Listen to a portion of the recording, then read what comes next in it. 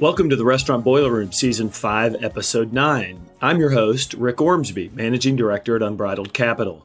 Today in the Boiler Room, I'll be talking about FAST Act legislation, zombie PE funds, selling to an operator versus a PE fund, recent deal closings, and a comment on an upcoming franchise M&A deal flow. The Restaurant Boiler Room is a one-stop shop for multi-million-dollar merger and acquisition activity and financial complexities affecting the franchise restaurant industry. We talk money, deals, valuations, and risk, delivered to the front door of franchisees, private equity firms, family offices, large investors, and franchisors on a monthly basis. Feel free to find all of our content at Unbridled Capital's website at www.unbridledcapital.com. Now, let's enter the boiler room. Well, hello, everybody, and hope you're doing well. I've just come back from a couple of weeks of traveling. I was at the Sonic National Convention in San Diego, and then swang by, had a wedding and saw some clients in the Nashville, Tennessee, Middle Tennessee area. Also was down in the Gulf Coast area a little bit too, doing some work. So it's been a fun little journey here in the last couple of weeks. I've got a son who I've given him the disease of being a Tennessee Titans NFL fan. I tell him, I said, son, you're going to be a Tennessee Titans fan. It's a long, miserable road with a lot of pain and suffering. But we took him to his second and third game ever. He's about to be 16, but we went to watch the Titans get beat in New Orleans. And if you hadn't been to the New Orleans Saints Stadium, man, those fans are crazy and loud, and I could barely hear myself think. And you see those TV commercials where there's like 2,000 people in the crowd and you're the only one, and you and your whoever's next to you with the opposing team colors, right? And you feel like your life's being threatened. And so we found ourselves in a section like that where there's like 2,000 Saints fans and we're the Titans fans, the only two with our light blue shirts on, and they all have their dark black and gold. So it was hilarious. But they were very gracious but loud fans. And then we went up to Nashville and watched the Titans play San Diego Chargers, which was, Los Angeles Chargers now, which was a fun game. Titans won in overtime.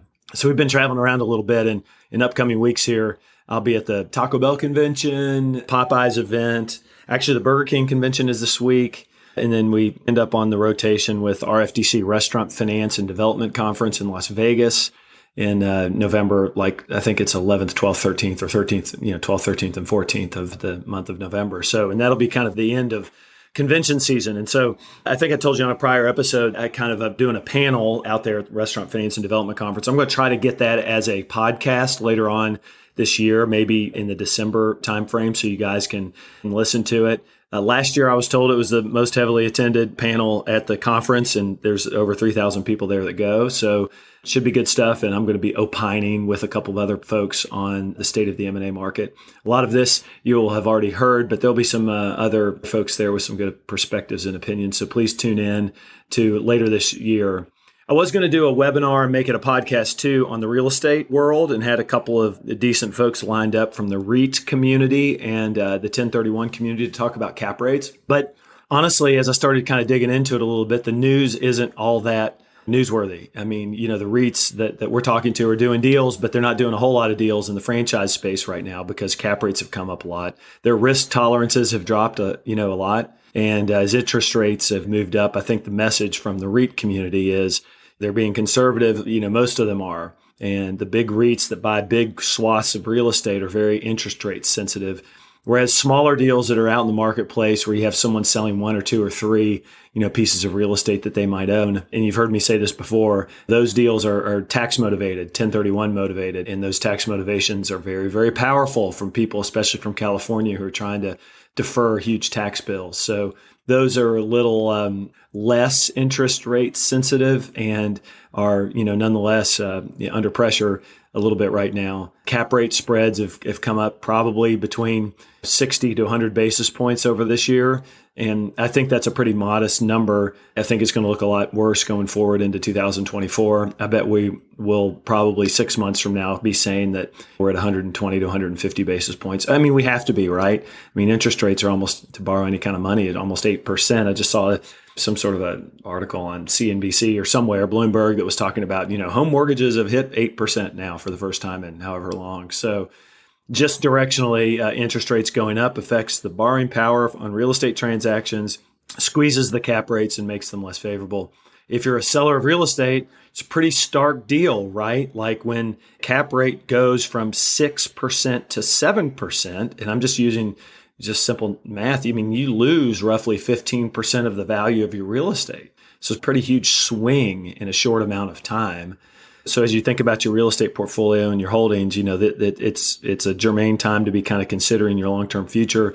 Obviously, it's difficult to refinance right now at comfortable rates. And my guess is that the sale leaseback market has kind of taken some time to catch up to the real estate market.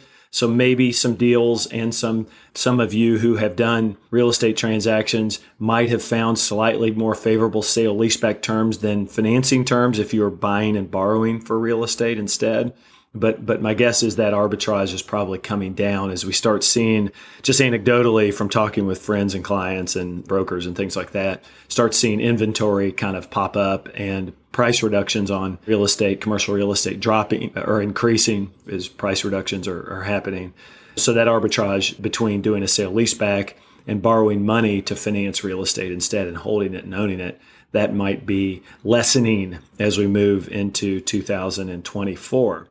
Okay, so no webinar or podcast on real estate. I'm just going to talk about a couple of items this week that may be interesting to you. A couple of things that kind of caught my attention. There's been some quite a bit of noise about AB 257, which is the California's FAST Act legislation, right? You probably heard about it, read about it, but I'm going to do a yeoman's job of talking through it with you. But essentially, a 9-person council was set up in California, appointed by Governor Newsom to fight for a higher wage in California for fast food workers. And this is for all, I believe, I think it's all chains that have at least 60 locations nationwide that are defined within a kind of a fairly narrow definition of, fast food and QSR. And the legislation is basically this. Minimum wage, I believe, in California is $15.50, set to go up to $16 on January 1st. The legislation is, I believe it's sitting on Newsom's desk, right? I think. And it says that April 1st of 2024, the wage floor for California fast food workers with at least 60 locations nationwide, that wage will be $20. And then from 2025 through 2029, I believe that the council will have the authority to approve hourly minimum wage increases annually at the lower of either 3.5% or the annual change in the CPI or Consumer Price Index each year. So think about it. If you do 3.5%, and they can do that through 2029, 3.5% compounded growth of $20 to 2029 gets you to about $25. So it would be by 2029, $20 for minimum wage starting soon, within 6 months, and then probably around $25 or maybe a little bit more by the time we hit 2029 in the state of California. Couple of things. You may say, I'm not in California. I don't care. Disturbing legislation, blah, blah, blah. If you do operate restaurant businesses or franchise businesses, not even restaurants, but other businesses, right? Because you're going to have to compete for labor against, increasing wages. My commentary is that this is a little bit of a domino effect that's probably going to find itself happening in some other dark blue states. Like, who knows? I mean, it wouldn't be a surprise to see Oregon and Washington and New York and New Jersey and Minnesota and some of these places that probably Illinois that just have notorious kind of policies like this. So it's kind of, I'm hoping it's not the tip of the iceberg or a domino effect kind of thing, but it's possible, right? And that's why all of us should be concerned about California, because it sets a precedent that could move its way throughout the country to other states. And why do we care one way or the other? Now, I have always sided in many, you know me well enough if you listen to this podcast, right? Like my personal views are I side with franchisees. That's kind of where I make my bed every day. I've always loved franchisees and the franchisees have helped make the American dream happen across the country. I respect them and I respect the entrepreneurship and zeal that they have for their businesses. And so I see things through their eyes. This is obviously a bad situation for a franchisee, and I would submit to you a very bad situation for a consumer too. Now, the winners of the FAST Act type of legislation are the worker. So the worker gets more money, right? The franchisor is also a winner. And that's why they're really, in my opinion, not a fair person to be sitting at any table in any negotiation over labor. Because guess what happens to a franchisor that doesn't actually operate company locations in those markets? they actually get a fixed percentage of the gross revenue, right? Of the gross revenue or net revenue, depending on the brand. But let's just say the gross revenue that a franchisee brings in. So if a franchisee brings in, let's just say $100 in revenue, they get, let's say if they have a 5% royalty, they get $5. Well, if a franchisee now has to pay their employees more, and so they have to raise their prices, and they raise their prices and they still can't be as profitable as they were prior to the big wage increase. So now they raise their prices 10%, and now they have $110 where they used to have $100 of revenue. Well, the franchisor gets $5.50 instead of $5. So they actually are pulling more profit. So their incentive, if we assume that franchisors act in the best interest of the franchisees, which I think is a wild assumption, then we would say that their first obligation is going to be to keeping their brand, their trademark, and their franchisees healthy enough to continue to pay them royalties, right? So they do have some incentive to make sure a franchisee's profitability stays there because they don't want a franchisee not paying them royalties, right? But other than that, they want higher royalties and more profitability. And the ones that are public can say, hey, our stock, our income's rising. So unless, of course, they are actually operating those stores themselves, which in many brands, and this is a topic for another conversation, in many brands, 90% is a round number or 95% franchised in many systems. Some systems are 100% franchised, others are 95% franchised. The model in, Yum Brands is somewhere collectively in the mid 90s. Some brands are closer to 100% franchise. Think like a Jimmy John's or like a IHOP or something like that. Those brands are more heavily franchised. And then you have like Arby's, which is more of like a brand that's, these are rough numbers, right? But more would be like 50-50 franchise owned or company operated. And then you have like, Darden, some of, their concepts are almost all 100%. Chipotle is 100%. Chipotle is going to take a whacking here with this Fast Act legislation because they're headquartered in California, they're publicly traded stock, and they operate 100% of the restaurants. So they're going to feel the burden of this legislation. But just make that known to you. So like the franchisor and the worker are the big people who benefit from these policies. And then I guess also the politicians. And the ones that do not benefit are the consumer and the franchisee. Now, we've talked about the franchisee, right? I'll say a little bit more. There was I just saw something come across my feed talking about McDonald's, somebody at McDonald's or someone doing the calculations saying that this is going to cost an average drop of $250,000 of EBITDA per restaurant per McDonald's in the state of California. Holy cow. I can only imagine if a McDonald's is doing, on average $3.5 to $4 million in sales, and they have maybe like 12 or 13% margins. Let's just say that they're having $400,000 in EBITDA, right? Or cash flow at the store level. And they're saying that it's going to drop by $250,000.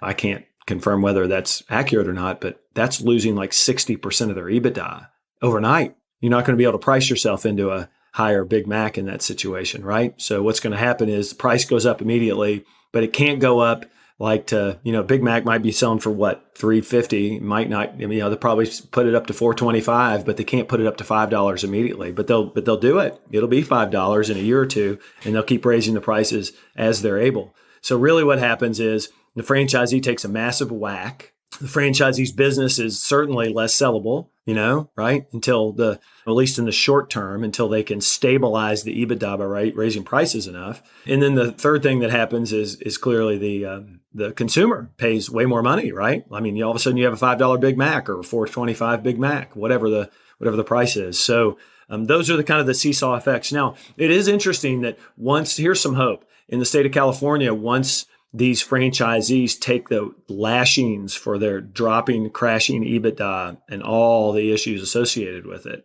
And once they raise their prices, so much, and once the consumers adjust to having to pay way more for their food, so much so that they can't really afford to eat it, right? Once they do that, then there's a lot of certainty. And then probably valuations in California will normalize quite a bit. You know what I mean? And it could be optimistic. So I just kind of make that commentary that it's not a long-term negative view. If you can get the labor increases to stop and you can price yourself to hurdle those labor increases over the medium term and longer term, it might actually be fine. And buyers are typically myopic. What I mean by that is like, Probably heard me say this before, like think about someone who's buying like a house. You have this beautiful house in a wonderful location, great layout, but the countertops are yucky looking, right? So they walk in, they see the countertops in the kitchen and they say, I don't like the house. You know what I mean? But they can't envision just replacing the countertops and the house is perfect, right? So buyers typically are myopic, and if they don't have full information, they don't act and react in positive ways, affecting the price typically. So that certainty will need to come in the form of higher prices and stabilized EBITDA for those businesses that try to transact in that state. But watch to see the next domino that falls, the next state. Okay, a lot about that. I can get a little fiery about it because I see the effects that my brethren franchisees have to bear by these political things that happen. Okay, number 2, zombie PE funds. You're like, what the heck is a zombie PE fund? A zombie PE. I just caught this story on Bloomberg maybe, 5 or 6 days ago, and I read it. I was like small business people are. I was awake at 3 a.m. and I'm just like trying to find some peace and just reading some Bloomberg articles. And that was what popped up. And I was like, ooh, this is interesting. Never heard this before. So I'm going to do a yeoman's job of it, but it has some tentacles into the franchise space. So that's why I want to talk about it. Do your own research, read up on it if you want to. But private equity firms, it's a $12 trillion industry, evidently.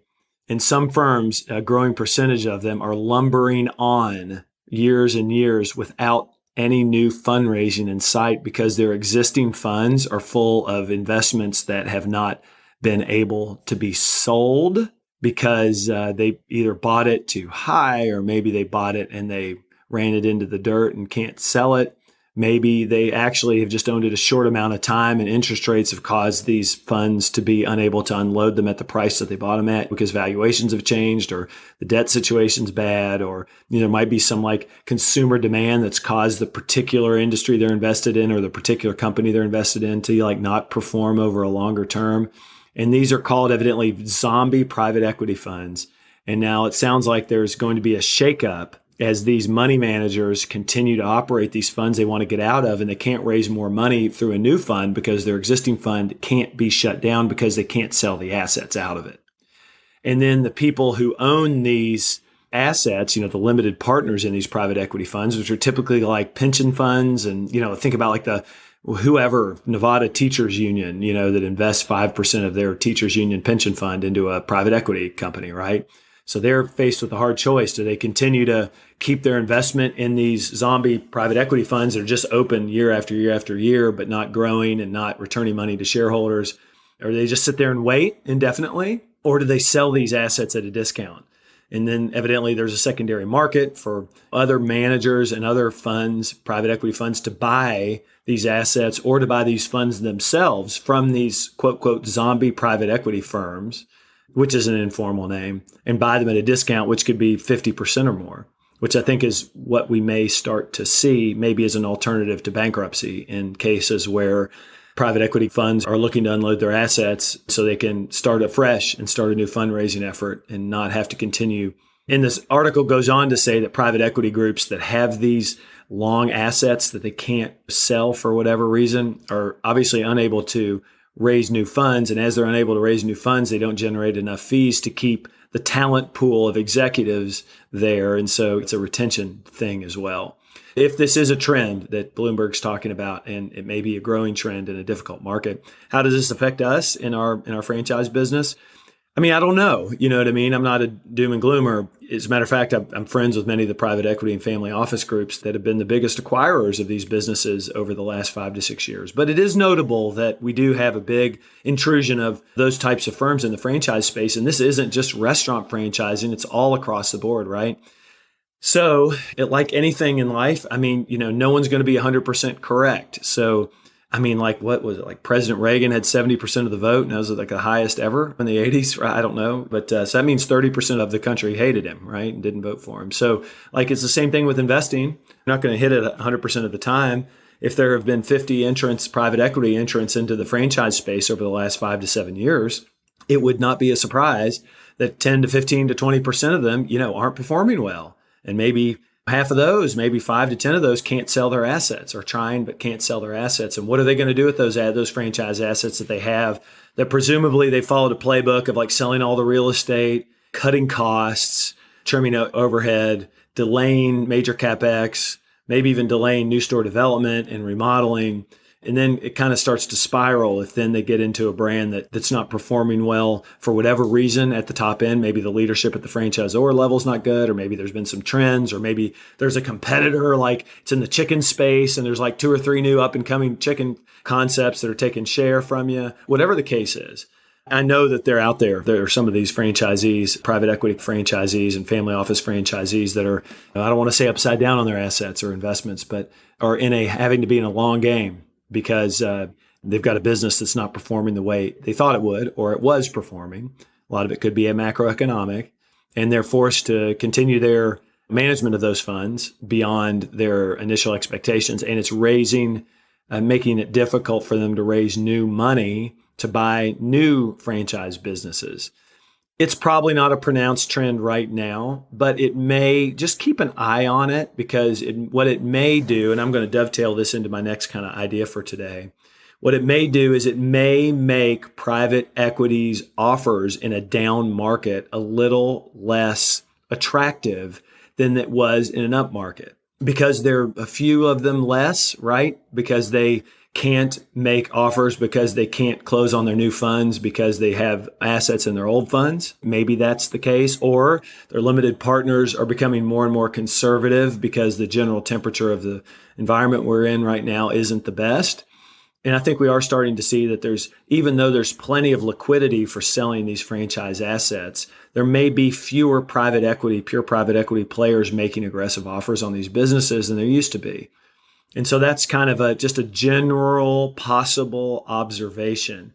It shouldn't be a surprise to anyone, right? Like, who are the people that are the most likely to buy things at reasonable but not high prices, regardless of the environment? It's usually independent operators, multi-generation franchisees who don't have outside investors, people who see an asset and they like it because it's nearby and they grew up in that hometown and they want to acquire it.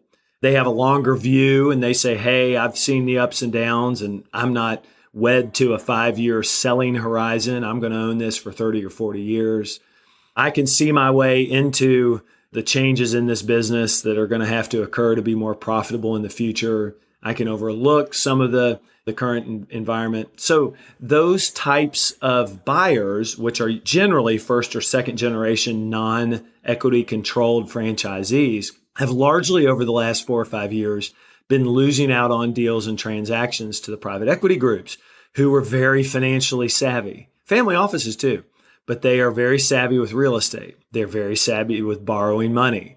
They are getting big assets under their belt. And by doing that, they're doing term B loans and getting loans that don't amortize, that have interest-only loans, right, for indefinitely at really low rates. And so they use the sale-leaseback market very wisely. And from a financial perspective, they're able to pay 10 to 15% more than maybe an operator would be comfortable paying, because they can squeeze the lemon a little harder than a franchisee can from a financing perspective.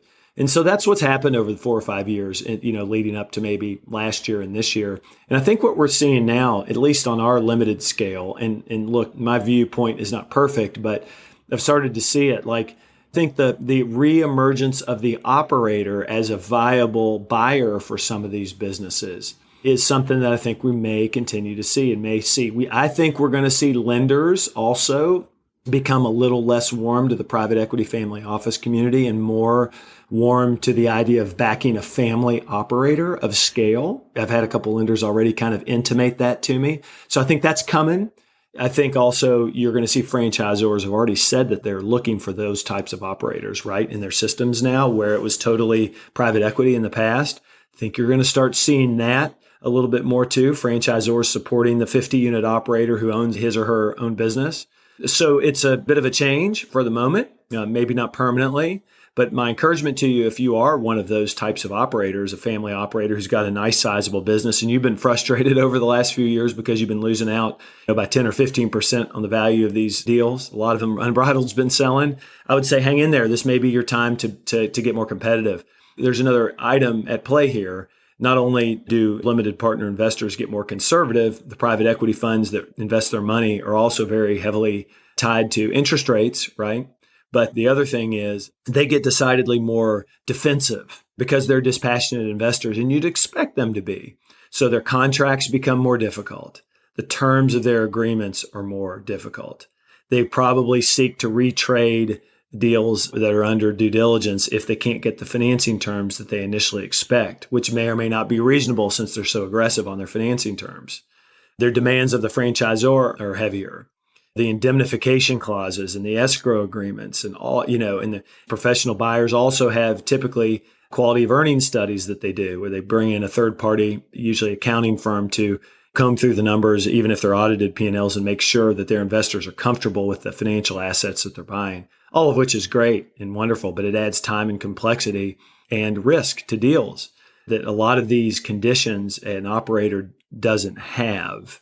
Now, the operator may not the equity except for in their existing business to buy an asset. They're not on a $50 million deal. They may not have $20 million of equity just laying in a bank. They have that equity typically in their existing business, and they put it up as collateral to borrow the money in order to do an acquisition. So in a sense, they have the equity. They're maybe not huge equity risk, but they clearly don't have a bucket of money like a professionally run group does. And so that's typically the trade-off. You feel like you have less financial risk typically, but in a down market where it's raining and stormy, the financial buyers, the private equity buyers, the family office buyers, I would submit to you without having a full scope of this, but they may be more risky in the trenches during due diligence. They are going to be more scrutinous. The times are going to be longer. The deals are going to take longer to do. And an operator at the same price may be a much easier transaction to do because they're invested with their heart and soul into the business as opposed to just their pocketbook. So these are some things that we'll see. One's not better than the other, but I just wanted to give that encouragement. And it's also an encouragement to the professional investors that are listening to this podcast, right? Like if you are a family office or private equity group and you're looking at buying assets, please know that whereas you probably have rightly felt like you weren't concerned about strategic buyers in the past few years because of your ability to close and your financial terms and pricing and all these things, please know that they are becoming a more attractive offer than that, type of buyer than they used to be because of the market conditions that we find ourselves in. So you need to structure your offers accordingly, and you need to probably present yourselves to sellers of these businesses as in a little more earthy and grainy fashion instead of a Harvard MBA in a tall building someplace with a financial calculator, if that makes sense. So anyway, that's a comment here. Let me look at a couple of other things here. Yeah, I had a comment here about valuations potentially dropping. Yeah, I mean, my rhetoric has been, and I'll talk about this a little bit more at RFDC, and you'll hear it if you tune in the next month or so. But I mean, it has been our observation at Unbridled Capital, and I think we're running on now, just so you know, I think we had a closing today, which was a nice business, $2 million AUV business, Burger King business up in Connecticut area in the Northeast.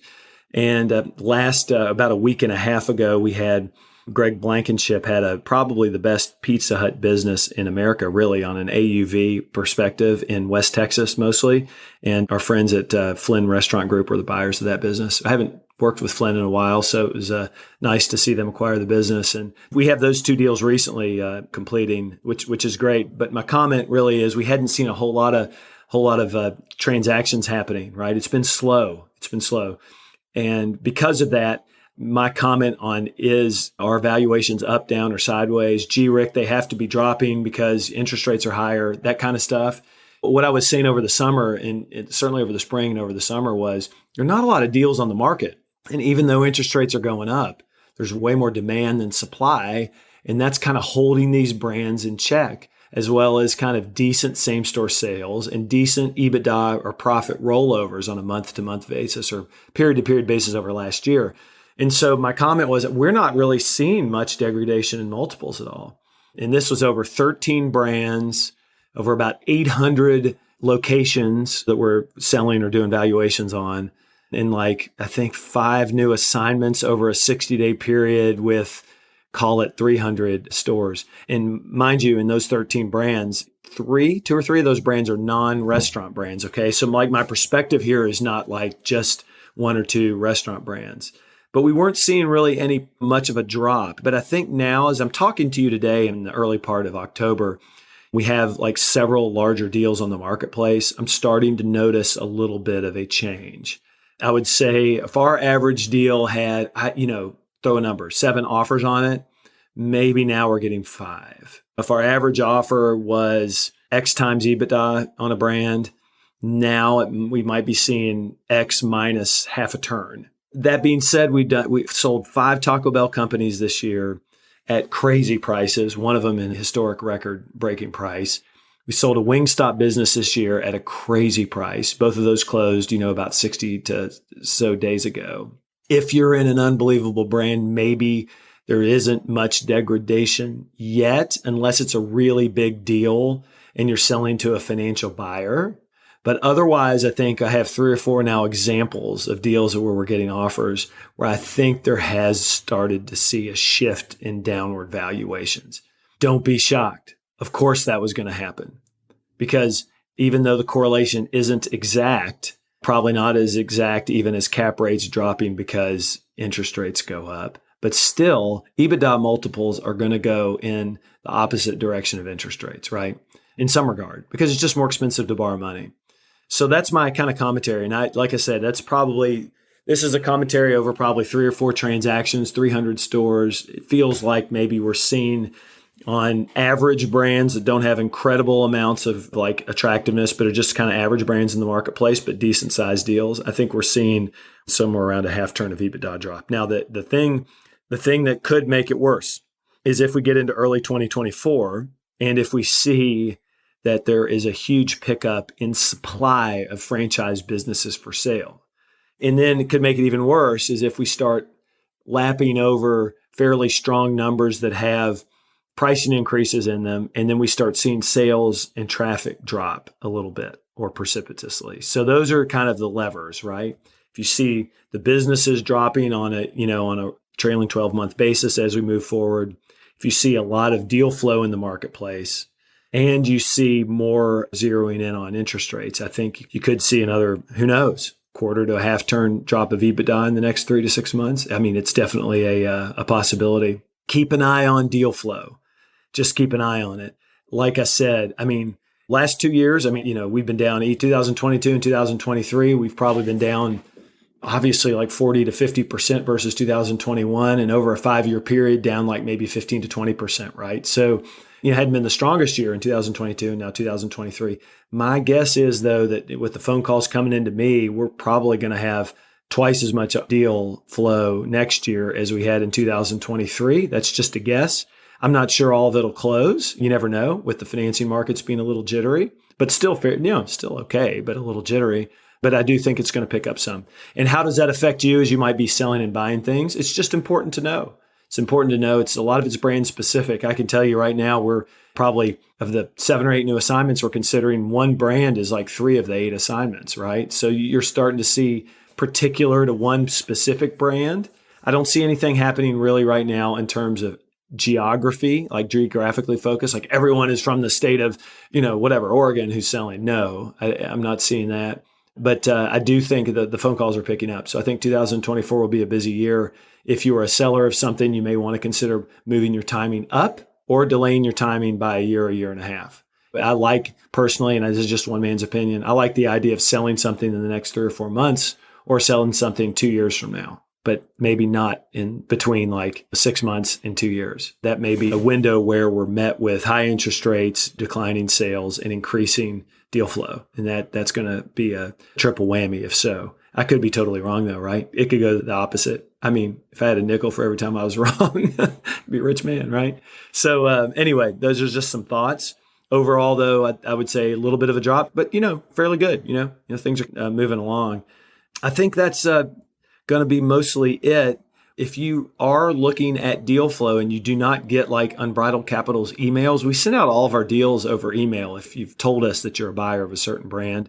And if the seller wants to do a broader auction process, it's important maybe to know that, many sellers say, I don't want a broad auction process when I sell my business. I only want to, reach out to 10 people, right? Another seller may say, I want to go to thousands and thousands of people. And some other seller may say, let's limit it a little bit because all of this stuff affects the confidentiality of my business and my employees. So it's important that if you listen to this and want to buy something or sell something, you got to communicate with me, because if I don't know your intentions, I can't know how to keep you apprised and in mind of opportunities, or what valuations are, or what pricing looks like, or what your neighboring franchisees might be doing with their businesses. Like, all these things are dependent upon us having good communication. So make sure to reach out, and you can always find our content online at unbridledcapital.com too. So thanks so much, and we'll catch up with you after RFDC for an exciting episode. Take care. Thanks so much for entering the Boiler Room today. You can find our podcasts on iTunes, Google Play, Stitcher, TuneIn, and Spotify. If you like these podcasts, please listen, rate, and review. I also encourage you to visit our website at www.unbridledcapital.com for the best franchise M&A and financial resources in the industry. Our website includes webinars, podcasts, videos, white papers, and a list of our past M&A transactions. Please note that neither Rick Ormsby nor Unbridled Capital Advisors LLC give legal, financial, or tax advice. These podcasts represent opinions that have been prepared for informational purposes only. We expressly disclaim any and all liabilities that may be based on such information, errors therein, or omissions therefrom.